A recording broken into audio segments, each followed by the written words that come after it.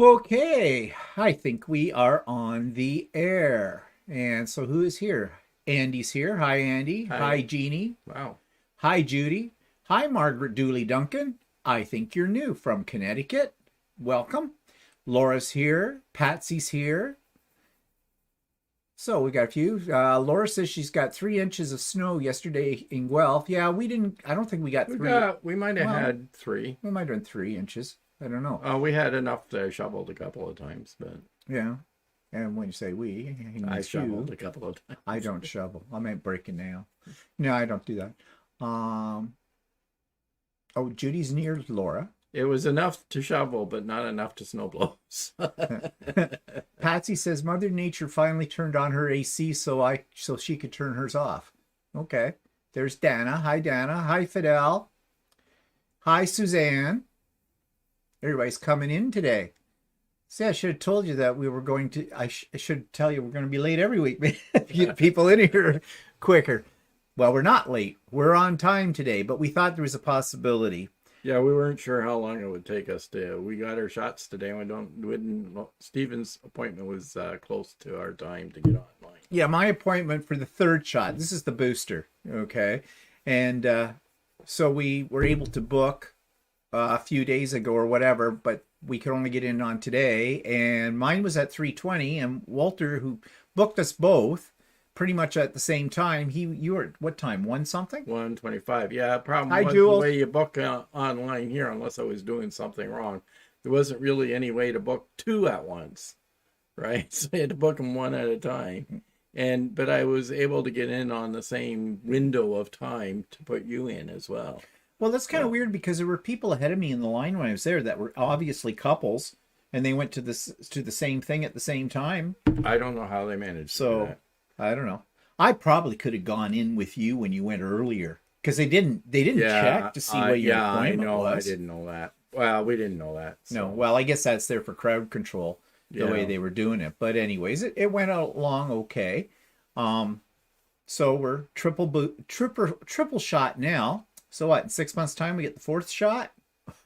who knows? Who knows? Or if they develop something for this new variant or whatever. Yeah, I don't know. It's just like I've never had so many shots in my life as I haven't had in the last year, Yeah. it seems. But anyways, these are things we need to do. And we'll talk about maybe that a little bit later on as well. So, what are you working on? Well, I cut out your shirt, but I haven't started sewing it together.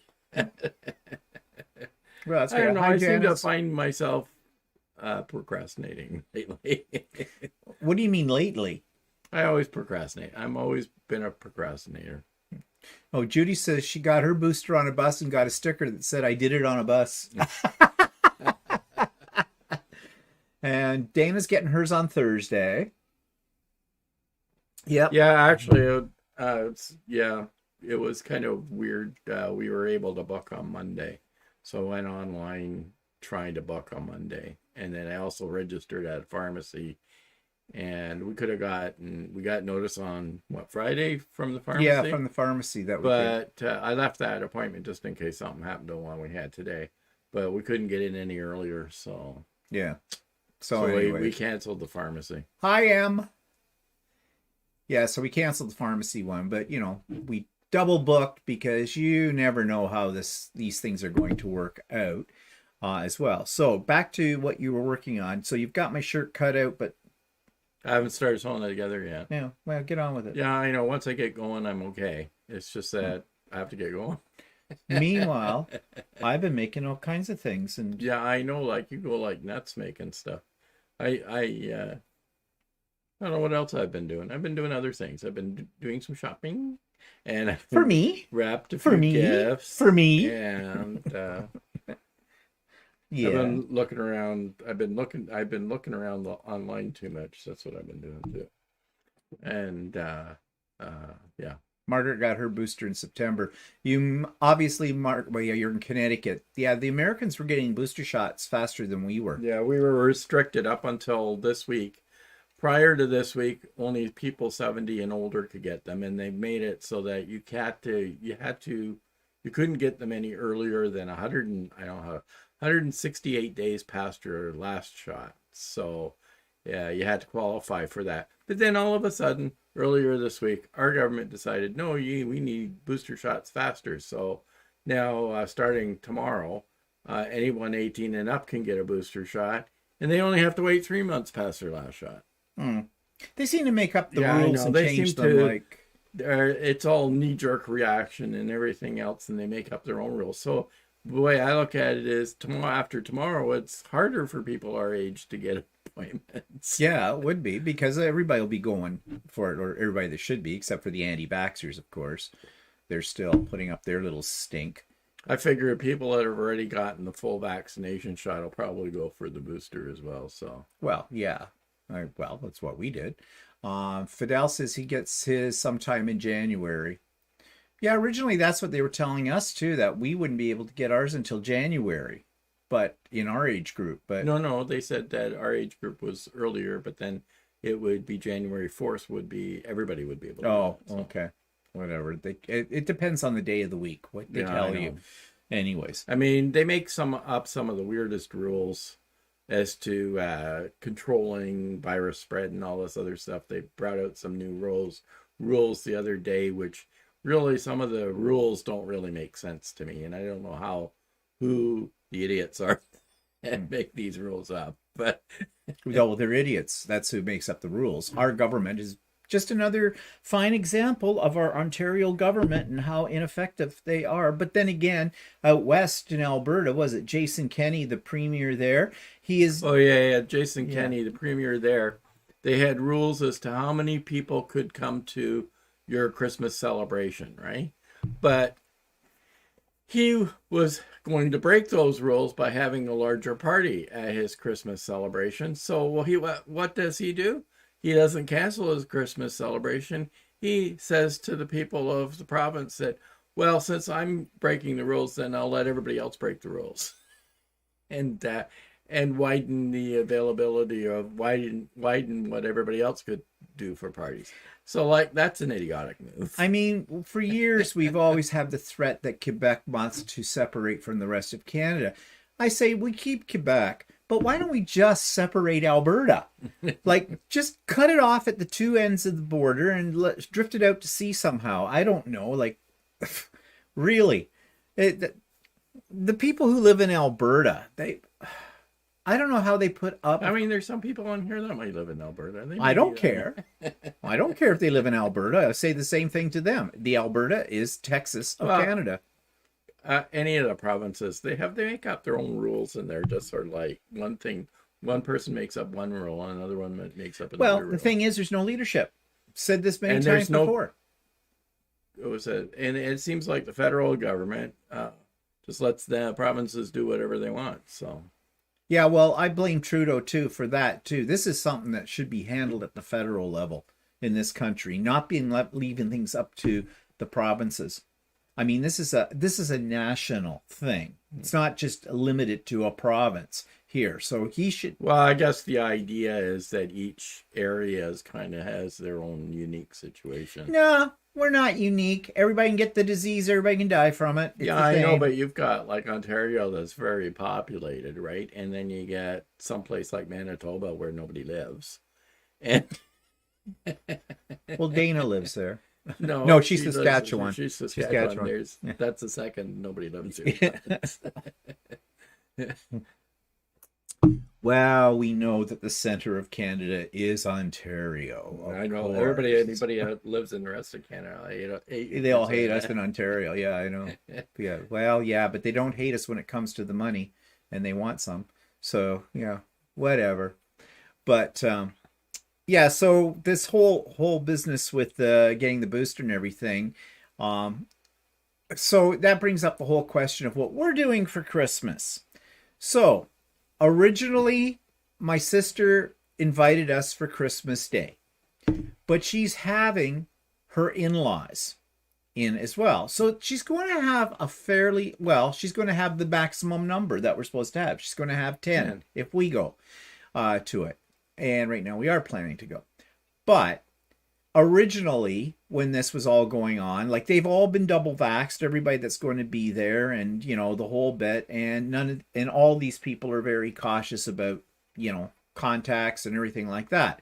Okay, fine. It still makes me a little nervous about it. Well, especially with this new Omicron. Yeah, the new one. But also because there's going to be a couple of older people there, like her in-laws, her husband's parents are in their 80s. And her father-in-law, he has, or had, or I'm not sure where you have, but he had a form of cancer. On a couple of occasions. Too. Yeah, on a couple of occasions. He had a piece of his tongue removed because he had, I guess, I don't know what you call that cancer. Oral cancer, I guess. That kind of thing. I mean, he's doing well from what we know and everything like that. But I mean, nevertheless, you know, I would say that his immune system is somewhat weakened by the treatments and things he had to go through for all of that. And they're just not spring chickens anymore. So, you know, I would feel really bad if I went there. Then I discovered that you had like I was asymptomatic or something, and they got it. Yeah. I mean, that would be devastating. So when we were debating, I said, you know, as much as I would like to go over to my sister's on Christmas Day, like last year, there was just the two of us, like many people. We were all doing the right thing. I do not have a big family. I mean, essentially, there is just Walter and I, and then it's my sister. And your sister. But my sister only has 2 kids as well. And the other part of my family are either dead or they live in BC. So, you know. Or might as well be dead. Or might as well be dead. Yeah, well, that's a story in itself, too. So, you know, like, kind of a deal. But at the same time, you got to do the responsible thing. Then, my sister, she dropped over to pick up, you remember last week I think I showed you the gnome table runner? Well, my sister, I posted it on Facebook, and my sister said, whoa, she says she's got a really good friend that she was doing lunch with at some point in time, and she really likes gnomes, and she'd like, you know, she would really like that. So then she turns around and says she'd buy it from me because she wants to give it to this friend. Well, you know, like, it's not like I was going to use it, because I'm not, because I've got enough table runners and things like that. And, you know, I make things because I like making them. You know, after I'm done making it, I go on to the next project. So, yeah. So I said to her, she said she'd buy it from me. I says, no, I'll just give it to you. Okay. She says, no, I'll pay for I don't think she really knows how much that thing costs. She says, well, I'll pay for it. Like, she knew it was a kit. Well, yeah, Lori, the kit was $50, you know, kind of a thing. And, you know, how good is a friend of this is yours, of her, you know? But anyway, I said, no, don't worry about it. You got to stop posting these things. Yeah, I guess. Yeah, I have another story coming up that just happened. But anyways, so I said, no, you can just have it. So she came over and picked it up on Friday because she was on her way over to one of the liquor stores here in our area. She lives in a town next to ours, kind of a thing.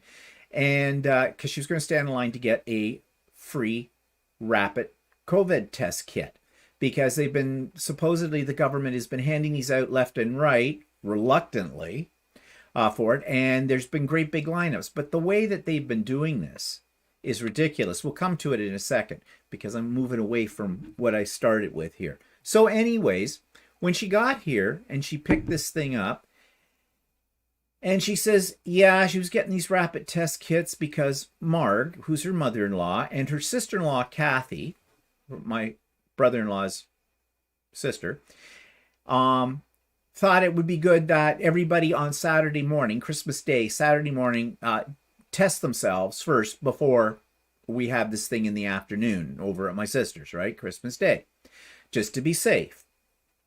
Well, okay. I get that, but that made me feel a little bit more apprehensive because, one, I'm not going to stand in a bloody lineup outside the LCBO, freeze my, you know, what's off, and for a kit that I may or may not get because the government has done such a horrible job of giving these things out. And we're going to talk a little bit about that in a minute, but to explain what that's all about.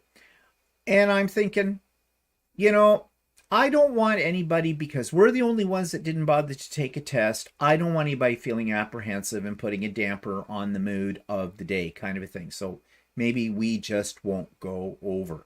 Plus, my sister's house is not that big, and 10 of us, I mean, it's bad enough trying to find a seat in that house when you're over there. It's just with them kind of a deal. And they just did some renovation, some redecorating. They painted their whole living room, dining room kind of a thing. And according to my sister, they don't have any furniture in there except the dining room table. And they're going to slap a table at the end of that, and it'll be able to seat everybody for Christmas dinner. Okay, fine. But anyways, I just thought, no, I don't want to be the one in there going, oh, everybody's had a, how's your test? Didn't have one. You know, like, okay, watch the old lady fat pass out and Yeah, you don't want to be the one that ends up being, what they call her, Mary? what, typhoid Mary? Mary, yeah. Right? And the other thing too is, and my sister said this, and this is right as well, her daughter works at Staples, a stationery store, and, you know, they have to wear their mask and do all that stuff over there, but she's coming in contact with all kinds of people who you don't know what their condition is. My nephew is going to college, and although he does like 2 days or 3 days at home because he does it virtually, and then 2 or 3 days he goes physically in, but he's in contact with all kinds of other people there too. You know, and students, well, they're kind of the worst for all of this, you know, because they're young, they're going to live forever, you know, shit doesn't stick to their feathers, so whatever. And then her husband too, he works in a job, and he works a lot, where he's in contact with various people all the time, and he goes to sites. He's an electrical engineer type person. Yeah, he has to do like wiring and stuff like that. So, you know, so yeah, what she said makes sense. Just for peace of mind, I guess, you know. So I didn't want us to be the one odd men out kind of a thing. Anyway, she said she'd grab us a couple of kits as well, if she could get them. In fact, she had a plan, a strategy. She was going to one liquor store to get these, and her husband was going to another one, and they were getting all this stuff. So anyways, but I didn't hear anything from her. But I finally did. And yeah, she was able to nail all the kits and everything. And she said her husband would drop them off when he was dropping them off at his parents' place as well, because his parents live in not that far away from us, actually, as well. So we said, okay, that's fine. So we'll do the test on Christmas morning. And they're all signed up for their booster shot as well. Although I don't think my sister said she could get it until about the 29th or something. Whatever they were doing. But of course, it doesn't matter. If you got the booster shot today, it's going to take 2 weeks for it to kick in anyways, I think. I mean, that's usually what they tell you. You has to build up immunity or whatever, right? So, I mean, and technically you can still get, if you get exposed to COVID, you can still pass it on to other people. So, yeah. So, actually, one thing that, okay, we'll get to it at some point. So anyway, so it looks like, yes, we're going over to my sister's on Christmas Day in the afternoon. We've done our tests. Hopefully everybody comes back positive on that. I checked online to see how you do the tests. So, how do you do the test? It's not too hard. It's pretty easy. Do I have to pee on it? No. You got to stick things in your nose. Oh, what? They do too? Yeah. Well, you'll be good at that. You usually have a finger up there, so what the hell? This won't be anything different from you. Just smaller. Crepes. But anyways, speaking of getting stuck, I got a cute one sticking me today with the needle. Hello, sailor. Doctor. Are you a doctor? I have a very nice lady. Help me. He was a very nice young man. The emphasis here is on young. He wished me a Merry Christmas. I said, geez, before anybody sticks anything into my arm, I usually get dinner. Yeah, actually, Patsy, it's I was reading about the rapid tests, and they claim they're 80%. I thought you said 70. I thought it was 70, but I read something like 81% accurate. But they're more accurate if you have symptoms. Oh. So I don't know how accurate they are if you don't have symptoms. Hi, Angel. So yeah, you could very easily test negative one day, but and still have it in you, and test positive another day. So Yeah. they're not foolproof. I suppose it's like, I guess the way you have to look at it is you're doing as much as you can Yeah. to be safe. Well, quite honestly, I think these test kits that the government is giving out free doesn't stop the spread of COVID. No. Because, one, people are doing it now. A lot of people are getting these because they want to travel, although the government's now coming, putting stricter rules on the travel but again. actually the test kits, the rapid test kits aren't, I don't think they're good for if you travel. No. You have to get it what they call a PCR test, No. which is the PCR test is actually, like they say, if you test positive on the rapid test, then they suggest you get a regular test, because the PCR is a laboratory controlled test. So, Hi, Nairi.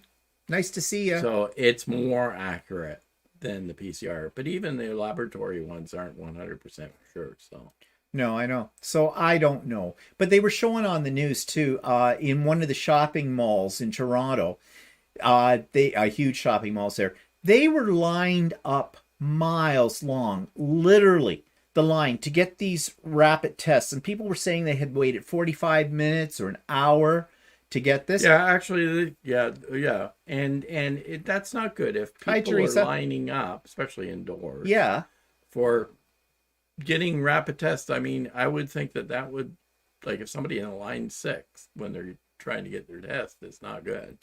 Yeah, really. This may make you feel more comfortable since the show visit with those crazy. This may make you feel more comfortable since the show visit with those crazy ladies. Mm-hmm.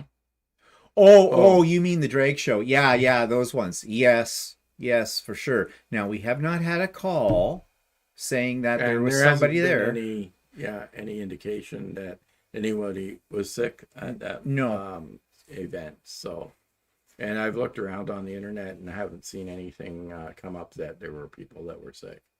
So I won't be doing that again for quite a long time. Especially now when all of this Omicron stuff's going on. Yeah. I mean, it was just beginning to leak out that it existed when we went to that thing a week ago, that there was beginning to get cases, and now all of a sudden, like, there's been tons. So, well, what's our case count today in Ontario? Over 4,000.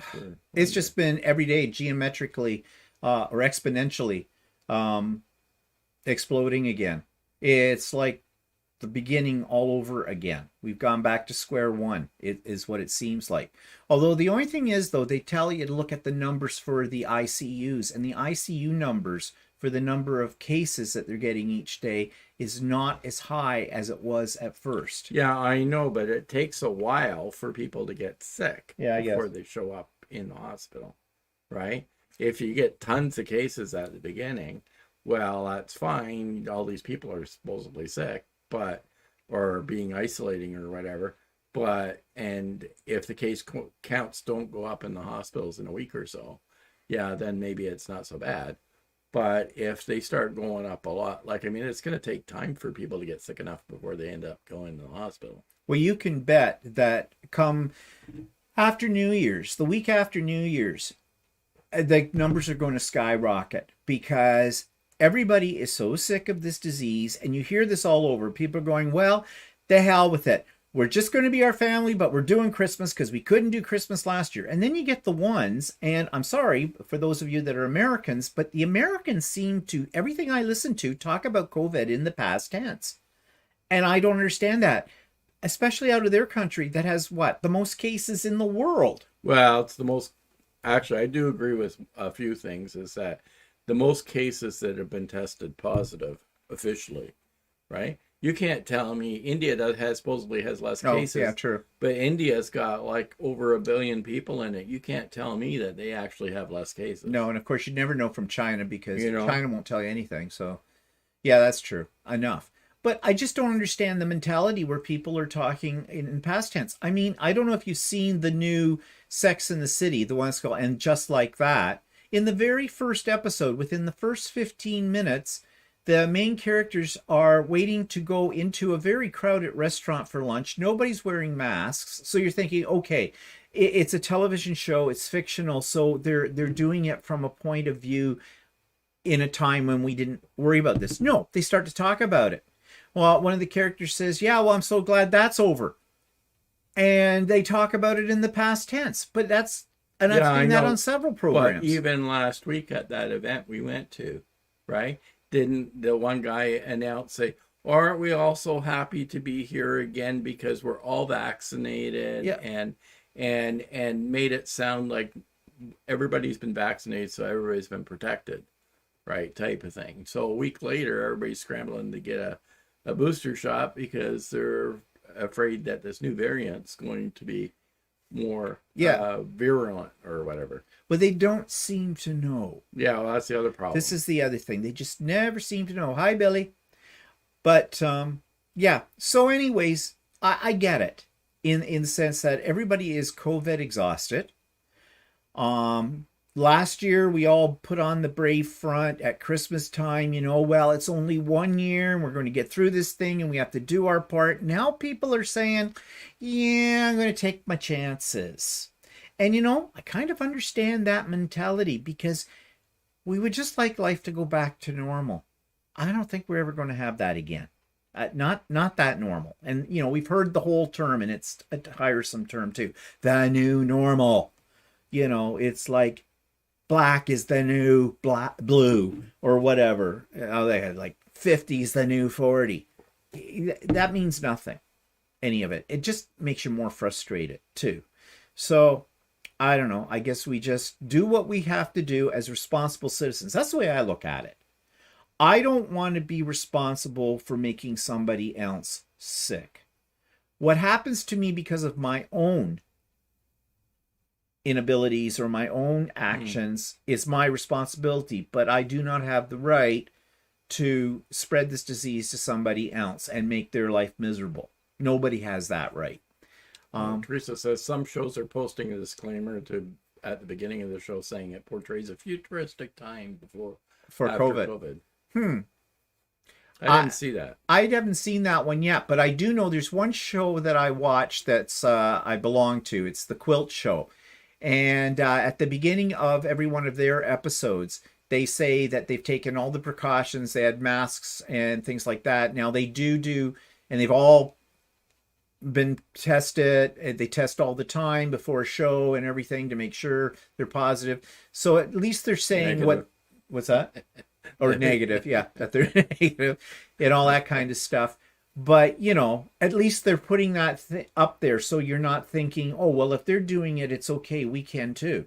That's what I have the biggest problem with the media is, they're showing people without masks having a good time in that. Now, I have to say one thing, though. I have seen several commercials where the people in the commercials are wearing masks. Which I think is a good thing because, you may say that media has no effect on you, but media does have an effect on all of us. I used to teach media. I know exactly how much of an effect this has. And it's just not on kids. It's on adults too. So, I think it's up to the media to also practice, good procedures or whatever, model it and the whole bit. So, of course, in our government, they don't do that. No, they're all, and I guess in England, it's even worse with their prime minister. Holy crap. That guy's a lunatic.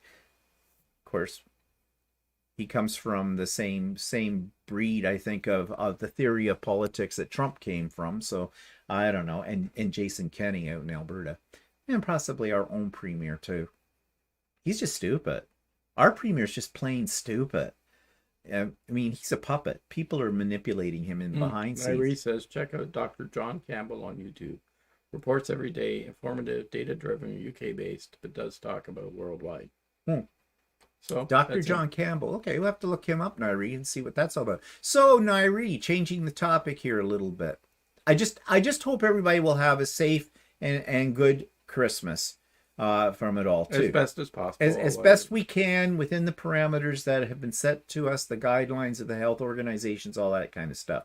So, Nairi, I was going to ask you, are you on summer holidays from school right now? Because right now it's early in the morning for you in Australia, and I know that usually you only get on here just before you have to go to school. So I'm assuming you're on holidays. And what's the weather like? And oh, don't. we want to be there. How are things in Australia anyways? I was reading something, and I don't know this, that the Sydney is now having an outbreak. Oh, are they? Yeah, and it has to do with a lot of like youth-based parties and stuff like that. They're just so stupid.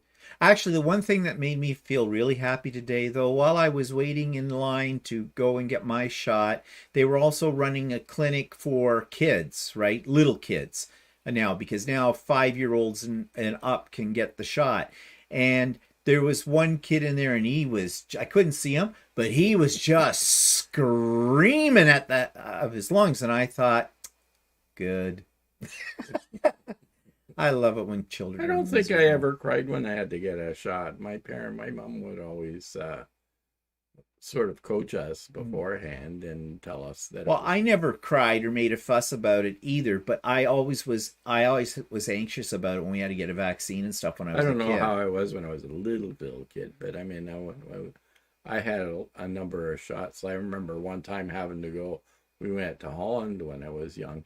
And I had to get the polio shots and stuff. Oh, yeah. Like that. Was the polio shot, which one was it that had the 6 needles on the little round I don't know thing? if that's the polio shot. It was a shot. Oh, that means tuberculosis. The needles. Yeah, the needles. I'm not sure if that was polio. And then you would go back a week later or whatever, and they check to see. Yeah, that was. I remember that needle was a horrible needle. That one really hurt. Yeah, I know. That one's like getting like on a bed of nails kind of a thing. I'm not sure which one that was. That I don't think that was. Know. I thought that was tuberculosis. I don't know what it was. I can't remember. But yeah, now that's probably what really set me off about needles. Teresa wants to know if everybody's done the shopping they're going to. Yeah, pretty much. What? You've got smallpox. Oh, was that smallpox? Yeah, that's that's right, because you had the little scar. Yeah. I don't have that. I still have it. I don't think I do. I think mine went away. Like took many years, but yeah, that's right. Yeah, you're right. Smallpox. What? So you're done your shopping? I think so. I don't know. Is there everything under the tree for me?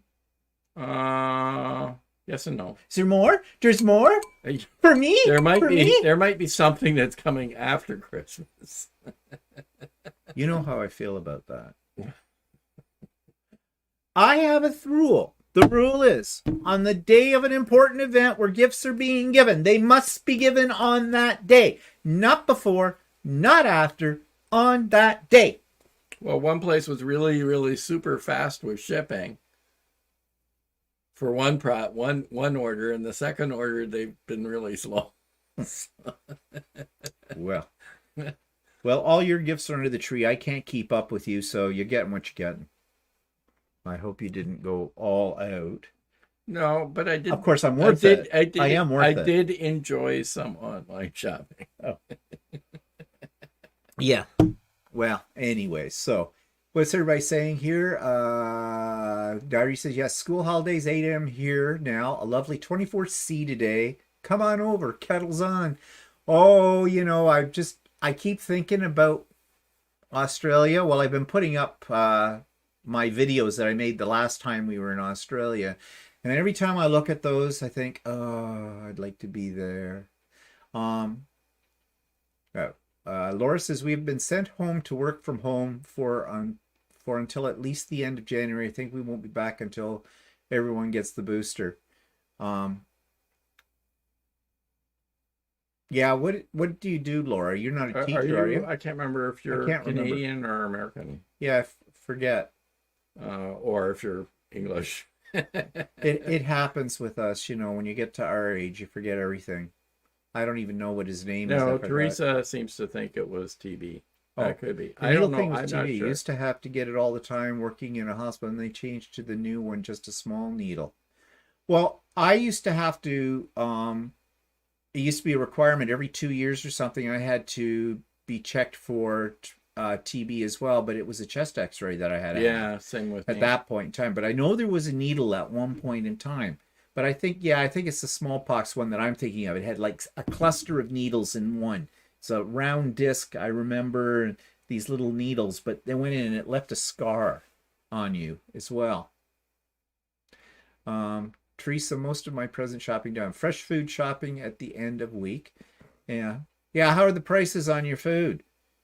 A Yeah, green it seems like every time I go to the grocery store, everything's more expensive. Yeah, you have to take out a small mortgage to buy a green pepper anymore. Like, I have one more Amazon gift to arrive, then I'm done. Thank God for Amazon is all I can say. Um, I never ordered anything from Amazon well, I for your ordered. gift. I didn't actually anything I got you. I don't think. Yeah, there was one thing I got you that came from Amazon. I had other channels that I channeled. We never had gift opening on Christmas Day. Christmas Eve was church, then gifts. Christmas morning was church again. If Boxing Day was Sunday, you spent the whole weekend in church. Okay, suck to be you, Teresa. We Well, used to do that. We would go. We never opened. Your family opened gifts on Christmas yeah, Eve, well, didn't what they? happened with us is that we used to open gifts on Christmas Day, but I was the youngest of the kids, and my next sister up was 7 years older than me, and the next sister up was 12 years older than me. So when I was a little kid, at 6 or 7, my sister was dating men. So what happened then is that they would want to go to the men's places, family's place on Christmas Day, or actually my old that I'm talking my oldest sister, and decided to go, well, we're going to open presents on Christmas Eve instead, so that it can accommodate me. And that stuck for ages after that. Our family was not religious oriented, so when I was a little kid, we never went to church or anything like that. So my dad grew up Catholic, and my mom didn't have a religious affiliation, so my parents never really went to church. So We'd go to church on Christmas. We were Presbyterian. We'd go to church on Christmas Eve. It was usually an early service, though. It was usually around 7 o'clock, I think, when they had it. It wasn't like a midnight thing. Um, but and so you went there, and it was a lot of carol singing and stuff like that. It was actually always kind of nice because, well, especially for many, many, many years, my mother, my father, and I all sang in the choir as well. So we had special music for that and whatnot, and the church would be decorated, and it was everybody felt pretty good. And it was, the kids, of course, all hated it because they wanted to get home. So, because Santa's coming or whatever. Of course, it would be packed because what you call the C and E's would all come out, the Christmas and Easter bunch. That's the only time they go to church. And then we go home, but my parents usually had a Christmas Eve party. And so we'd have to rip home from church so my mother could plug everything in that she was making. My mother would work weeks getting all this stuff out. And we'd have way over, if it was COVID now, that wouldn't happen, or then. There could be like close to like 25, 30 people there. your parents' house is was small. really tiny. You're talking 900 square foot bungalow. It had a completely finished basement, good thing, but everybody would be in the rec room in the basement. They'd almost call it a tiny house today. Yeah, really. Yeah, like holy crap, that would be a super spreader if COVID existed then. But it was always fun, and everybody there, and always look forward to that. And then Christmas Day, we'd all be back. Well, of course, I'm talking now from I was living on my own, but still in the same town. And my brother at one point was going to university, but then he got married, and he and his wife were living on their own, but in the same town at the time. And my sister was the only one still at home, but then she got married, and then we had the kids, all the kids as well. And I went to many of those parties. And you went to those, yeah, as well. I always liked them. I always liked Christmas for that because in those days, like 20 years ago, or is that 25 years ago? 30 years ago. Maybe, I don't know. It was fun. The kids were all little. like all my nephews and nieces and that. And, Christmas really is for kids. Yeah, that's 30 years ago. Yeah, pretty much. And it was just so much more fun. And then Christmas Day, we'd go over to my parents' place and that. As the years went by, that wasn't so exciting. That's when we'd open the gifts. But when we were little kids, we were not, like, I remember coming home saying, well, Johnny, their parents, they opened one gift on Christmas Eve. My mom says, you're not opening anything until Christmas morning. But see, what my parents did was they created a storefront display. After we'd gone to bed on Christmas Eve, they'd be setting all this stuff up. So our gifts weren't really wrapped when we were little kids, but they laid them all out, and it was really cool. And of course, my father would go, we'd all be like, start waking up at like 4:00 in the morning. Is it time to get up? No, go back to bed. All the time. And then I got wise and I'd get my brother to do that, because then he'd get yelled at. And then he got wise and he got my sister to do it. Well, actually, my parents were never early risers, so they kind of got on the bandwagon for doing Christmas Eve. Yeah, so they could sleep it. Yeah, so I could see that. On Christmas morning. Yeah, even now to this day, we don't get around until noon to look at our gifts because someone's still in bed. So I go downstairs, unwrap all my gifts, look at them, play with them, put them all back in the bag. You'd never know that I've looked at them. Yeah, no, I don't. No, I just go on Amazon and check your account and see what you've ordered. I haven't done that this year. You bastard! I did it before. You bastard! I didn't do That's it what you this get year. for knowing my password. You're a bastard. I haven't looked this year. You'll be quite happy with that. Well, you can look all I you have want. done it before. Now, you little creep. I don't like that. I like the surprise. I like the anticipation. I like to know what I'm getting. I like the anticipation so that I can really feel let down when I open up a gift from you. Yeah. Gee. You're such a bastard. I'm changing my password. Piss me right off. Well, anyways, yeah, my dad, though, Christmas morning, when we finally did get up, we were never allowed to go down to the Christmas tree. When I say down, it was in the rec room. We were never allowed to do that until my dad went down, and he would turn on the Christmas tree lights. And then he'd come back upstairs and he'd say, okay, you might as well go back to bed. Santa didn't come. There's nothing down there. Of course, we'd go ripping down the stairs. And those stairs were steep. It's no wonder we didn't kill ourselves going down there. And it was just like, it was grandiose is what it was like.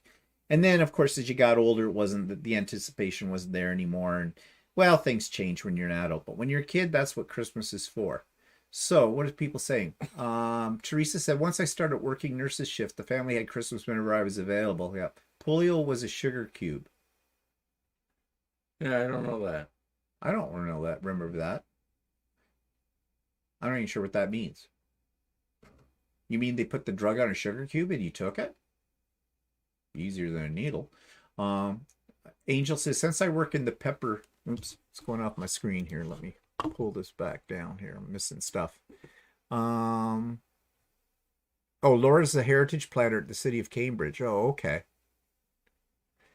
Yeah, okay, so you're Canadian. Yeah. Oh, so Angel says, since I work in the pepper industry, those prices are due to staffing and the harvest being poor. Oh, green peppers and red peppers and that. Oh, due to staffing and the harvest being poor. Oh, okay. Patsy says Santa Claus is for kids. And your Christmas sounds like ours, yeah. Teresa says, we were going to do just the original siblings and spouses this year, but some of their kids were exposed at school. So there's an isolation happening among those families, so no one got together again. No, we had a friend drop in this afternoon with some Christmas goodies for us, which was really nice of her. And she was basically saying the same thing. Her kids, well, she has 4 girls. They're all grown up, and they all live in different cities and that, and basically that's what's happening with them too. They're not going to be able to, or all of them. Some of them can, some can't. I couldn't keep up with her. Walter, you're just too funny. Yeah, well, mental health. Yeah, Sneaky. That's Walter's middle name, is Sneaky. No, you're sneaky. No, I'm not sneaky. You're sneaky.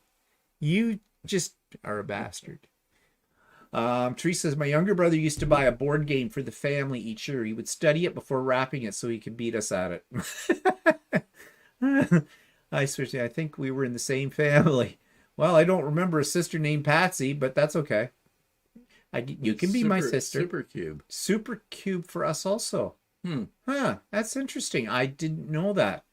Polio vaccine was a serum syrup, pink from memory. We had to have 3 doses. I do remember taking something like that. I don't. A syrup of some sort. I don't. That's interesting. Well, learn something new every day. Yeah, sugar cube. Yes, we got it in school in the U.S. Huh. Okay. I don't remember ever getting anything like that. I do remember something that was like a syrup, but I don't remember what it was for. So that's interesting. Well, didn't know that. So, anyways, back to what I've been. Wait, so you've been working on nothing except spying into my Amazon account. No, I haven't been looking at your Amazon. Oh, you liar! No, not this year. Last year I did. I don't remember what I got you last year. I don't either. So it was memorable. It was real memorable. Yeah, I don't know. Underwear and socks. No. Well, you don't wear either. No. Yeah, you do. Okay, so I have been working on some things. I'm just going to throw up a picture here for you to see. I decided that to make a quilt. This is just a small quilt for a friend of mine who is moving into an apartment on New Year's Day. I think he moves in. Thing is, he's been living with his father for many years. He's in his 40s, in his mid 40s, and he pretty much has been living at home. But his dad is moving into a retirement residence, so he has to kind of get out. They sold the house for like $1.2 million, which isn't hard right now in this area to do because house prices suck. And so he's moving into this apartment that he found in not the nicest area of our city either.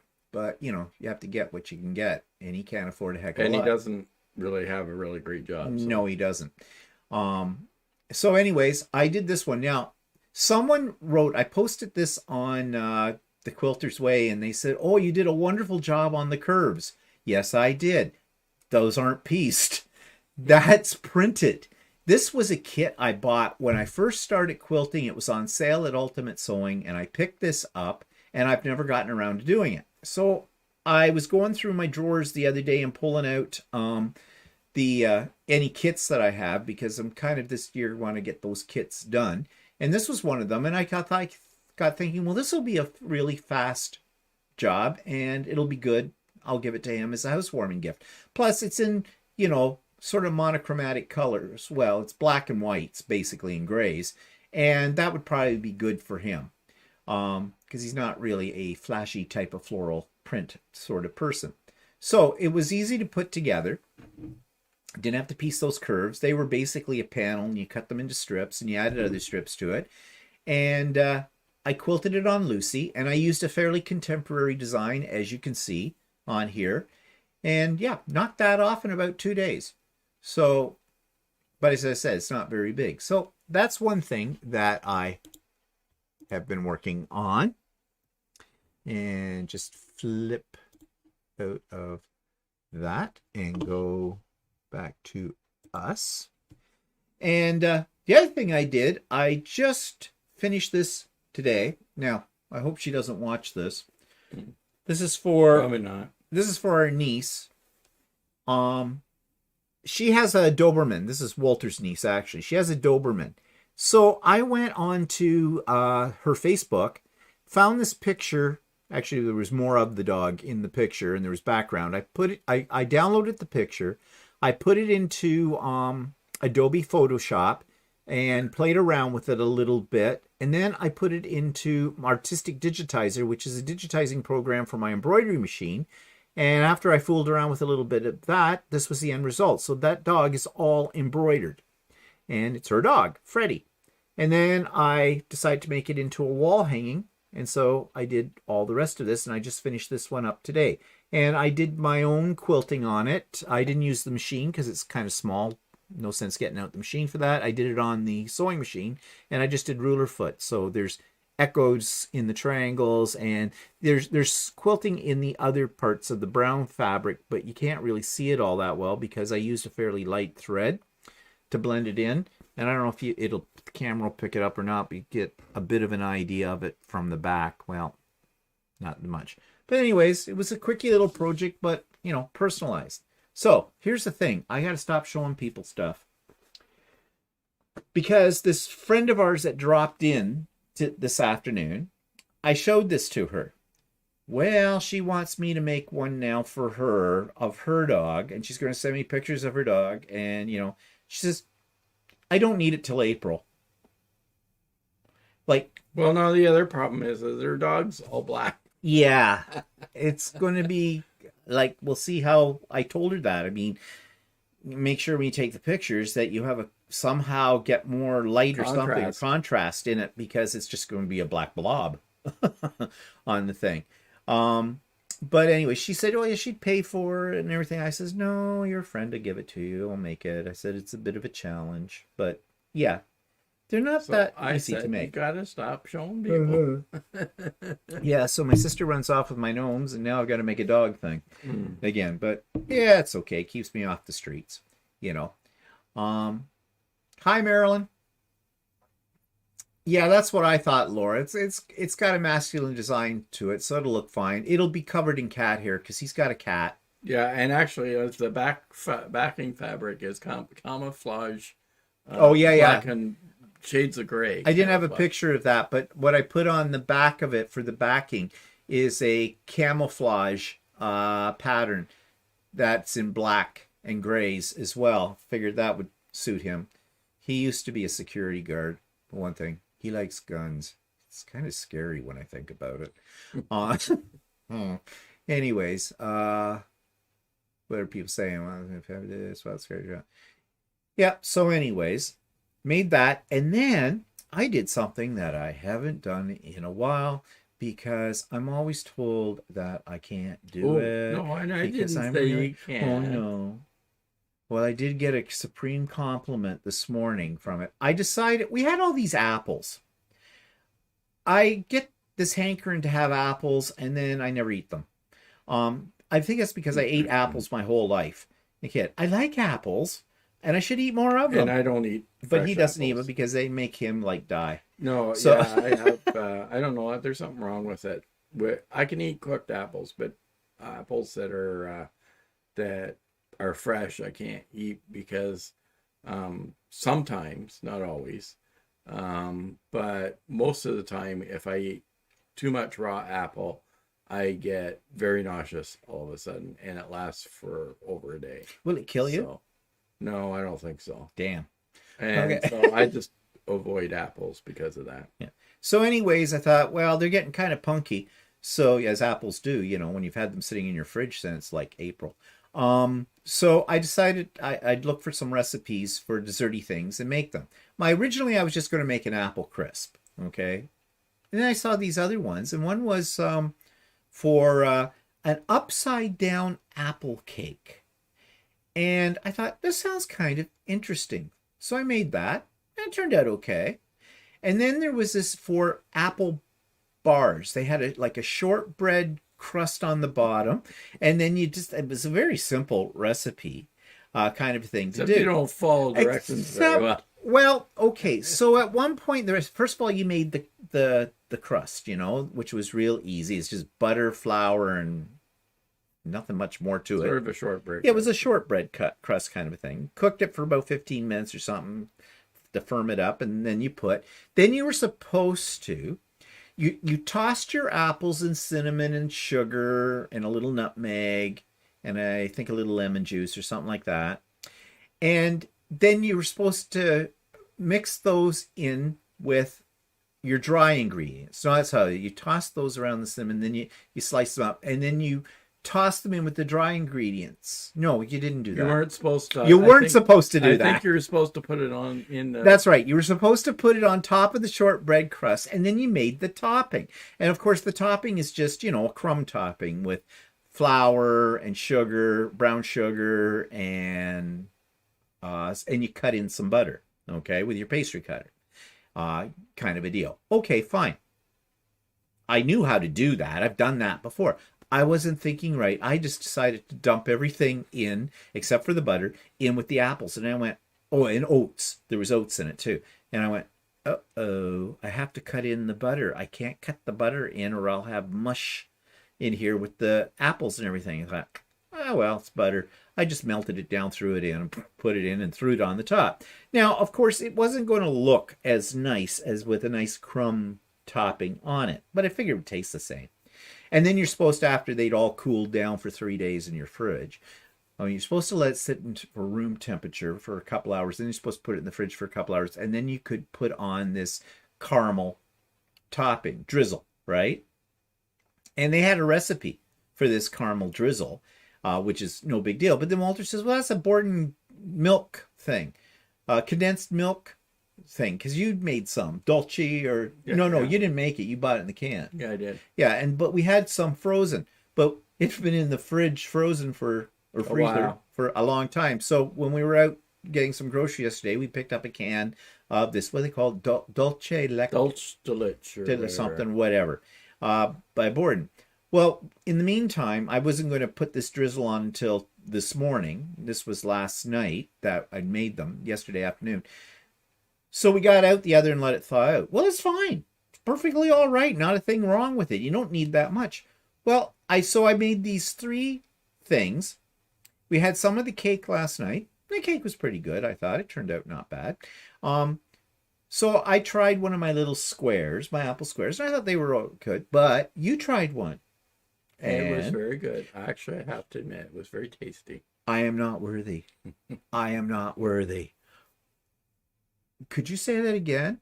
It was good. It was very tasty. It was very good. It was very good, is what you want to say. It was excellent. It was like, oh my God. It's not your usual stuff that you make. Read my lips. First word starts with F. Yeah. Anyways. But you did have a little bit of a problem getting the cake out of. Oh, the cake, the upside down cake. Yeah, well, I didn't run a knife around the edge of it. Once it did fall out, but a little bit of the crust came off. But it's okay. It's fine. Anyways, if you're interested, I'm showing picture. I have a little video of all this that I'm showing tomorrow on my vlog. So anyways, got rid of a lot of apples, though. It was a good thing to do. Yeah, I kept saying I was going to make an apple pie. Yeah. My favorite food group is pie. And yeah, do I see an apple pie? No. I would have made one. You just have to. You still can. Yeah, I can still. There's still apples. There's still apples. Okay, well. You make me a pie. I don't know what I'm going to do with all this other stuff. Well, I think it'll freeze. And then in 6 months' time, we'll wonder what the hell was that? And we'll throw it out. Because that often happens with what we put in the freezer. So are people saying. Teresa has a non-shedding dog. Always had a non-shedding dog. Now it has a white one that does shed. No more black pants. Yeah, we had a cat that shed. Yeah, she was white. She was pure white. You couldn't go anywhere without a piece of the kitty with you. Yeah, I miss the baby. She was so fluffy.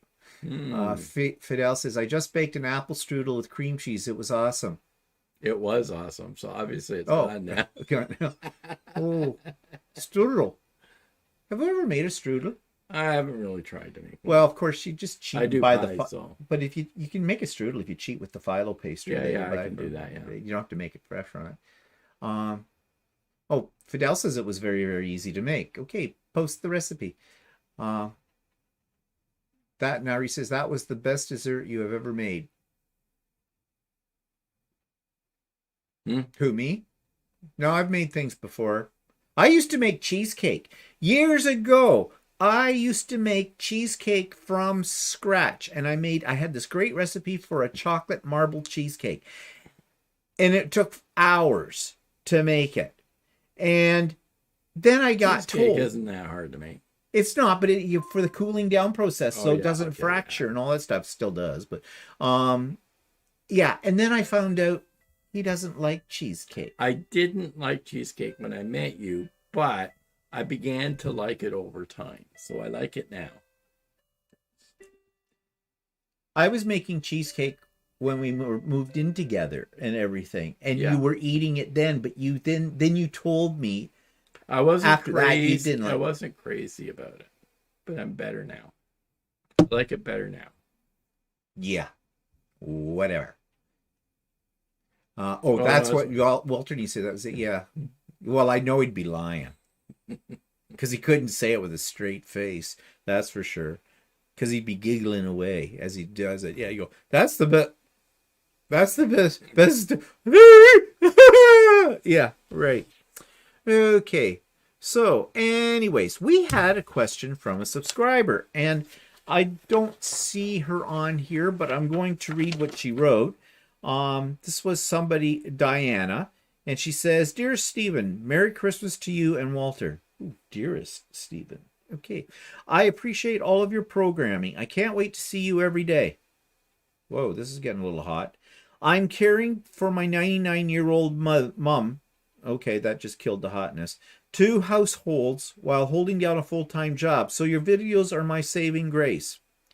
I have been a sewist for 50 years and a quilter for 20. I found you 5 months ago when searching for info on my Janome 15,000. So glad I did. I have a question for you. I purchased the OESD tile Starry Night wall hanging, then saw it a week later in on your wall. And it's right behind us right there now. It's the bluish one that you see in the dark hanging there. I have looked for one of your videos on it, but could not find one. That's because I never made a video about it. Can you let me know your story behind your wall hanging? I'm anxious to learn from you on that project. Much love and appreciate you, from Diana in Texas." Well, I'm not sure what the story is behind it. I saw it, I bought it, I made it. But if you mean, is it complicated? Yes and no. It's made up of about 32 different tiles. Turn the light on. Yeah, if you turn the light on, see it better. It's made up of about 32 individual tiles that you do totally in your embroidery machine. Each tile takes an hour and a half to 2 hours or longer to do. There's a lot of color changes. It takes a long time to make, I can tell you that. But then you have to sew the tiles together, and that's not as easy because it's like putting a jigsaw puzzle together. You have to line up everything so that it matches as perfectly as you can. Now, if you were to get up real close to that, you would see in a few spots it's a little off. Not by a lot, but because there's so much detail in this, it doesn't take away from it. I have made a couple of these kind of things before as well. Not just Christmas, the one behind my head, that orange thing, that's a Halloween one that I did. The end result is probably worth the effort, but it's not for the faint of heart for making one of these, because first of all, you got to have the time. So if you're thinking, oh, I'll just rattle this one off the week before Christmas as a gift, you're not going to be doing that. No. And, embroidery machines are temperamental little thingies. They will break thread a lot. Depending, especially usually on something like this, because it's the density of the embroidery in that is very, very heavy. And if you're looking for something that's cheap, that's not the way to go either, because the pattern itself was I think I paid about 50 or 60 Canadian dollars for the files. I probably paid $50 US for those files. Yeah, well, so that's 60, 65, $70 Canadian. And then your thread. And you go through a lot of thread, and it's like on average of $7 a spool. Yeah. So, if you're making this for somebody, it better be somebody you really like really well for this, and are going to appreciate it. But that's the story behind it, Diana. So I don't know if you thought there was more to it or not. I'm not sure. But I saw it, I liked it, I made it. So there's other ones they had this year, but I didn't make those. Patsy said apple dumplings made with 7-Up is easy and delicious. I've never heard of that. Apple dumpling with 7-Up. It says there's a new ruler for the tile. She says there's a new ruler for the tile supposed to help lining up the tile. Who says that? Patsy. Oh, there's a new ruler for tiles supposed to help in lining up tiles. Huh? Is there? I'll have to look on OESD. Now, problem with OESD is it's great when you can download their stuff, but if you order anything from them that needs to be shipped to you, they won't ship to Canada. They won't ship? No, they won't ship to Canada. You can always do that cross-border shopping. Yeah, well, I'm sure I can get a tile ruler from someplace else too. But I'll have to look into that and just see out of curiosity how that would work. They're pretty thick for sewing them together too, because you basically have they're all little mini quilts. They're all layered, and then you have to sew them together, and it's a really thick seam that you get on there. Like there's no sashing between the tiles on this particular one. So yeah, you want to have a machine that can go through anything. Luckily I did, but still, and that's what makes it difficult to get them lined up, because you have to do a lot of clipping and pinning as well. Well, I use clips for it just to keep everything in alignment. But when you're done, there is a certain satisfaction to doing it because you did. So I don't know if I answered Diana's question or not, but anyways. Nairi had to leave. Oh, yeah. So Merry Christmas, Nairi. Yeah, Merry Christmas, Nairi. Delicious, made with crescent rolls. Oh, have to look that one up too. It's made by George. Oh, that's not the Hoop Sisters, is it? Because they have rulers that they call George. And I wonder if that's the Hoop Sisters, because I have seen those, but I didn't know they did tiles too. But yeah, well, I'll look into that. It's a project. Okay, so I guess we've talked pretty much about COVID enough here. Our government's just been screwing up left and right, but that's to be expected. Now, one thing I'm thinking in advance now is Ultimate Sewing. You've heard me talk about Ultimate Sewing many, many times before, our local quilt store. So they are planning to do a retreat, a physical retreat in March. Now, they do one in March every year, but of course they didn't last year because of COVID and the whole bit. And it's at like a lodge kind of a thing, I don't know what you call it. It's a Christian Bible camp is actually what it is. But and you have accommodation and they provide food and everything like that. And it's like 3.5 days of sewing and socializing a whole bit. We've been twice back in the old days and always have a good time. And last time we went, we helped out with some of the programming, and so they asked us to do that again, and so I've planned it all out, but that's for the physical, and I don't know if that's going to happen. In fact, it's a few months away, but you have to plan in advance, yeah, I know, because people have to pay for it. Yeah, I know.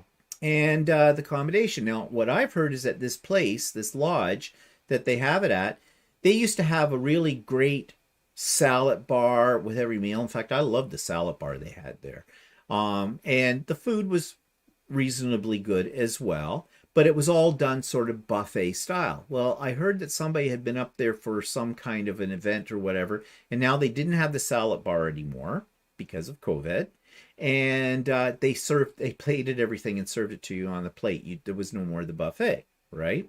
Kind of like the cruise ship models. Apparently, They don't have the buffets like they did at one time too. And people were saying that the food, they didn't really like it. They didn't think it was that good because basically you didn't have a heck of a lot of choice, I guess, now what you could have or whatever, and no salad bar and all that kind of stuff. And of course, the facility, they had everybody spread way out, so they couldn't have as many people at the retreat because they needed, have bigger spaces and the tables and everything like that. Well, in my way of thinking is, I don't want to, and of course everybody had to wear masks, of course, too, right?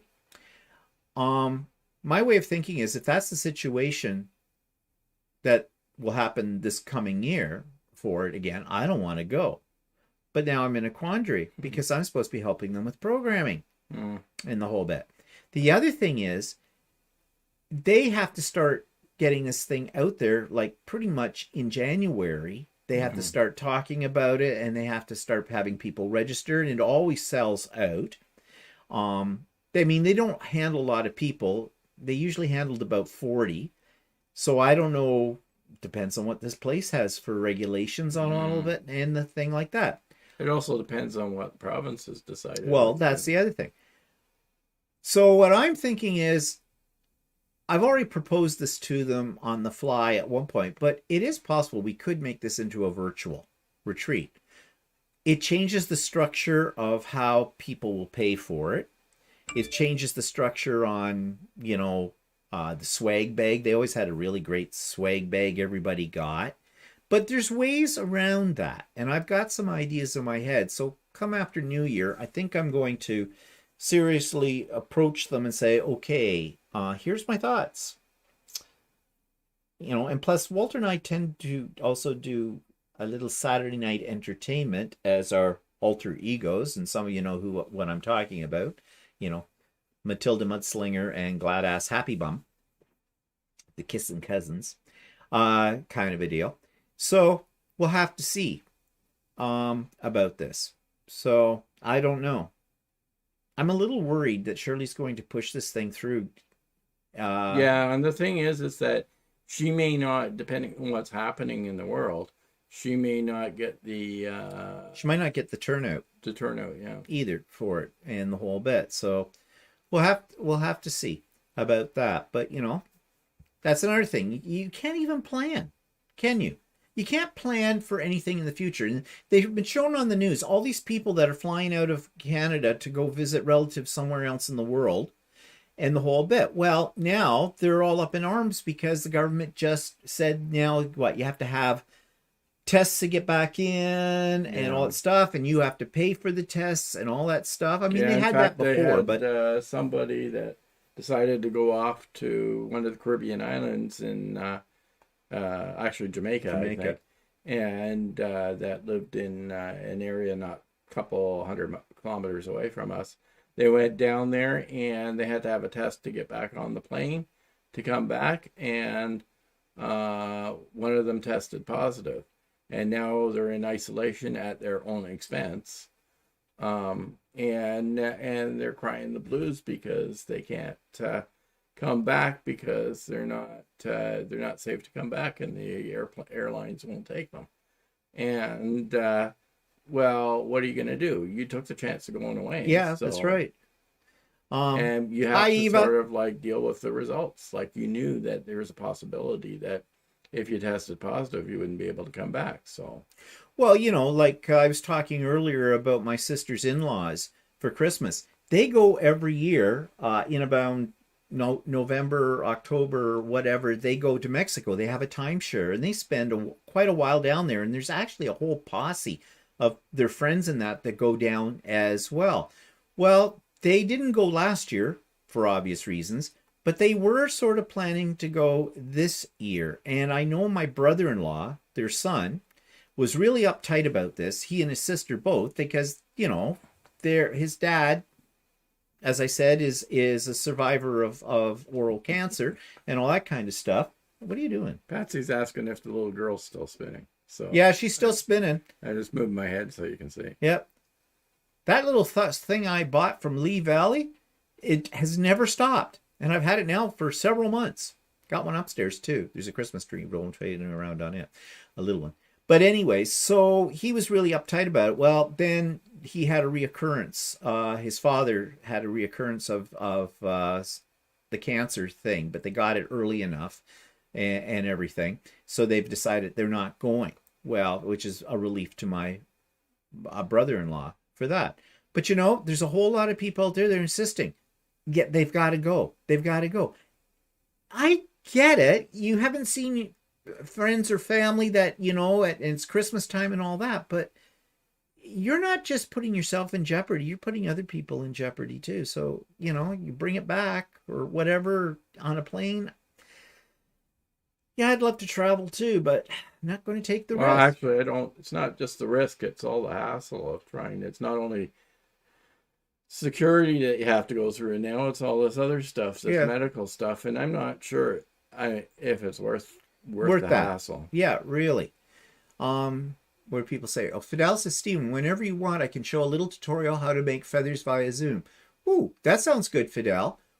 Well, a couple of things we can do with that, Fidel. Thank you for offering that, because I definitely would like to do something with that. I can do that on maybe a craft and chat, if you're available for that. Or I'm going to have a retreat, probably in either late March or April, a virtual retreat again. And actually, I kind of wouldn't mind saving you for that, because what about if you just did like a Zoom interview like you do for I could do that. I could and do it. then you can sort of like, if Fidel's okay with that, you could post it. Yeah, true. When you had something else. Or Well, whatever. yeah, but the thing is, if I do a Zoom interview, then it's not live, like when I put it up. Oh yeah. You see, if people had questions Yeah. or that, it would be better if it was an actual Zoom. Well, you can sort of work that out. So we can work that out. But thanks, Fidel. Yeah, Jeannie says, yeah, consider Fidel. Yeah, definitely, am going to. Yep. In January, Margaret says, I'm doing 2 different Zoom retreats. One in cross stitch and the other is with K Facet, put on by Quilt Folk magazine. Yeah, the Zoom retreats, I like them because I don't have to worry about taking any of my stuff, and forgetting something. I mean, yeah, they're fun to go in the other, but I think this is the new way. And it also gives you a little bit more flexibility too, I think. Cheryl Hogan said she had a quilt retreat for March that they decided not to go for long before Omicron. Yeah. My roommate started saying not to go long before Omicron. We're going to do our retreat, just the 4 of us instead. Yeah, I think you're smart, Cheryl, with that, because this isn't going to be over in March. And not only that, you just don't know what's coming. So yeah, I think so. Well, I'll have to talk to Shirley, a little bit more about it, because I have major concerns about it. Dana says, haven't made my flight reservation to come to Ontario for my mom's 95th birthday in February. Yeah, and that's got to be kind of hard. I mean, your mom's 95th birthday. But, I mean, there are reasons why you might want to fly. Like, yeah. And I'm not saying, I'm saying from an aspect of going on vacation where you're not really going to visit somebody for a reason or something like that. Like if you've got a sick family member that you may never see again or something like that, or, well, Dana, not to get morbid, but your mother is 95. So, I'm sure you would like to see her. So, situations like that, I think that's just not willy-nilly. But these ones that are just going because they want to go someplace warm, or they just want to go away at Christmas and that whole bit. Or even the ones that make the excuse that, well, I haven't been able to see my son or my daughter, but they're in good health and everything. And, you can do it by Zoom.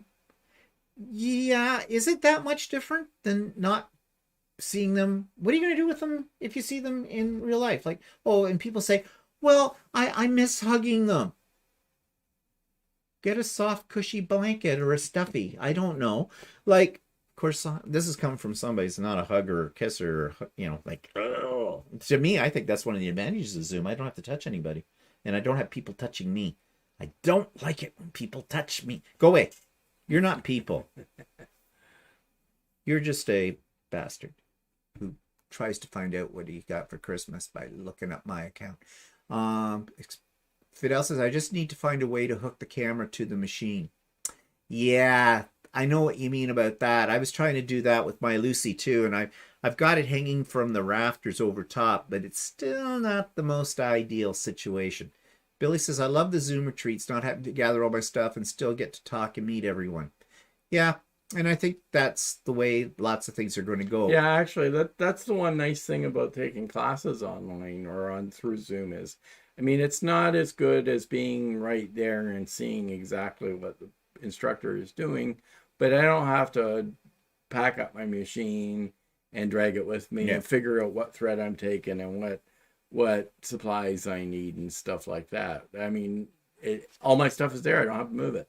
And yeah, and you still get a chance to talk to people. Now, the one thing though, too, and we're talking about this from a male point of view, I think a lot of the ladies like to go on the retreats because it's away from home. It's away from having to cook, put up with kids, put up with a husband for a little while. It's like a little spa weekend or something like that. Well, yeah, a few days. So that is the one thing that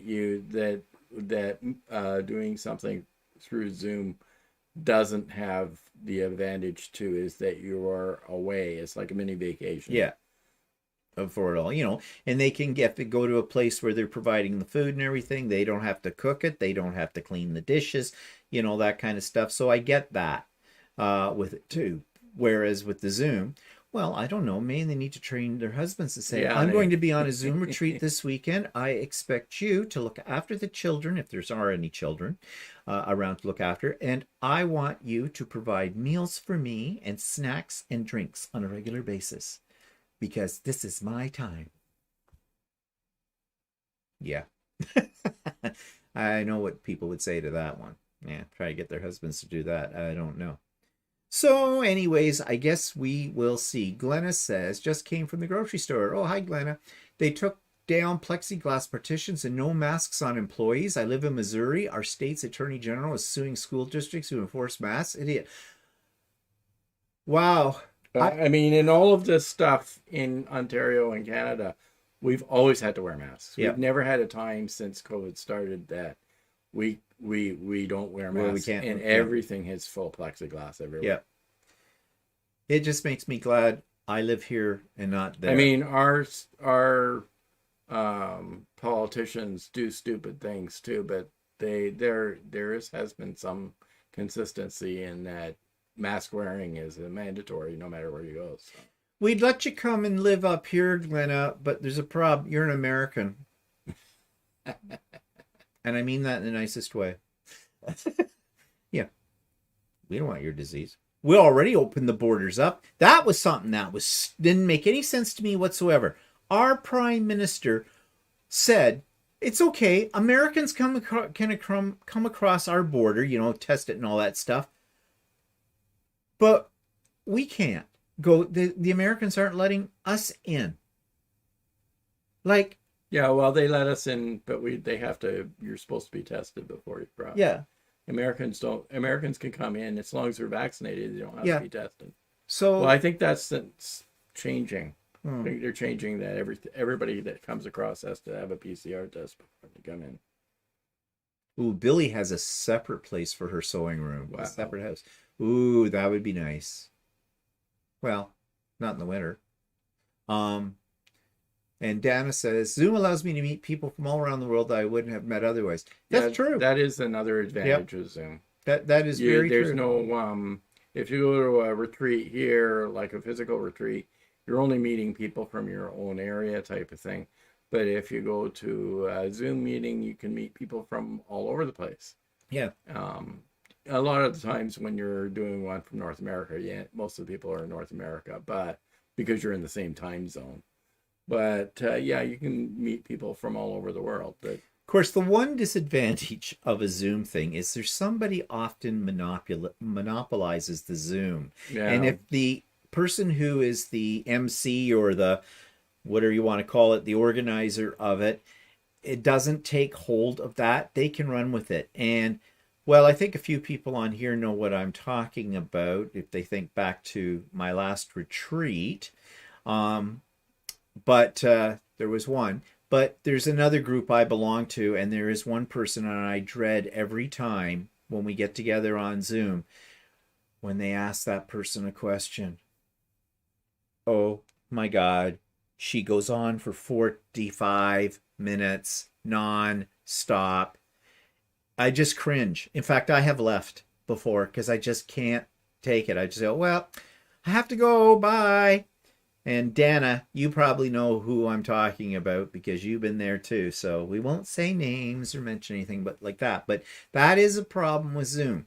But then I suppose in a physical retreat, you don't usually get that because there's not people getting up there and making. And there's enough other people to interrupt them Yeah. for other things that that they wouldn't be able to what do you call it? Monopolize. Monopolize, yeah. Monopolize, or like, take control or something. Yeah. But like Oh, dang. I know, Dana, you know who I'm talking about. I mean, as the moderator, that's the word I was looking for. As a moderator of a Zoom, you always have the power to be able to mute people. Of course, and that seems rude, but Billy says my building has central air and heat keep on all the time because of computerized machines. You got it made, my dear. Yeah, I know. Well, anyways, so I think that's about our time today. And so when we get together again, it'll be the day after Christmas, Boxing Day. And we are planning to be online on the 26th. Oh, Dana says, yes, she does, and I leave too. Yep, knew you knew who I was talking about. Anyways, so I hope everybody has a really nice Christmas and a safe Christmas. Christmas Eve and Christmas. Yes, and all that. And yeah, and hope Santa's good to you. Brings you lovely masks and all that stuff. And yeah, next week we'll tell you what Walter got for Christmas. Oh, he could probably tell you already because he went and looked. No, I haven't looked. Actually, I only have one idea because I took the delivery at the door. You bastard. Well, I sort of read the outside. You didn't have to read it, did you? You did not have to read it. Yeah, but they handed it to me, and it wasn't like it was like packaged in a nondescript box. I picked up one of the gifts that you got me, came to the door, and I did not read the label. Actually, I read the label. There wasn't anything, clues on the label. Anyways, okay, everybody, have a great Christmas week, Yeah. Christmas Day and everything, and we'll see you next week. So bye for now. Say goodbye, Walter. Goodbye. Have a good week.